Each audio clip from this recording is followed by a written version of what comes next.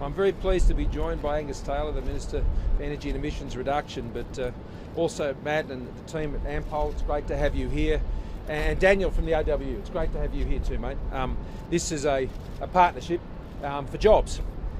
The budget is a plan for Australia's recovery. And recovery is all about self-sufficiency. There's one thing I think that's been reinforced over the course of the COVID-19 pandemic. It's just so important that we have self-sufficiency, whether it's in medical supplies and vaccines or important treatments, but also when it comes to things like fuel security. And this is an increasingly tough business. The margins in the fuel refining business are tough. And we've seen big, large multinational companies over recent years make decisions a long way away from here because of the technology and the upgrades they're putting in plants in other parts of the world has meant that they've made decisions that have impacted us here in Australia. But here in this budget, under Angus's leadership, working with the sector, we have a plan to ensure that we can preserve the refineries, these Australian refineries, Australian companies, to enable them to continue to operate here with a plan that keeps them going out to 2030.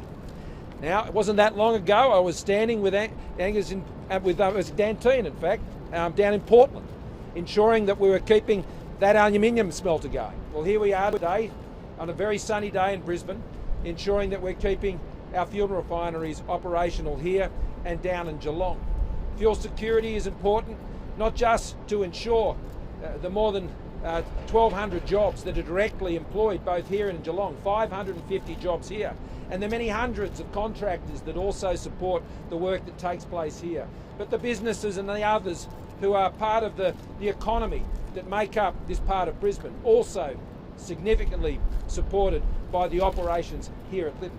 All of that's incredibly important, those jobs. But it's every job that sits in the transport sector, every job that relies on diesel, whether it's in the agricultural sector, the long-haul transport sector. All of these sectors are supported by ensuring that we have a self-sufficient refining industry here in Australia. The plan involves an up to 1.8 cent a litre support payment for refined fuel here in Australia. That's out over the next 9 years, out to 2030.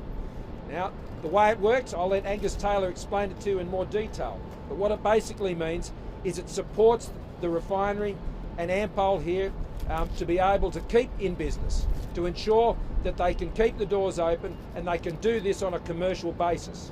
And the 1.8 up to 1.8 cents a litre means that it allows the prices to drop, and it ensures when there's pressure on prices going up, it takes that pressure off. And so that means that's good for your fuel bill when you go to the Bowser.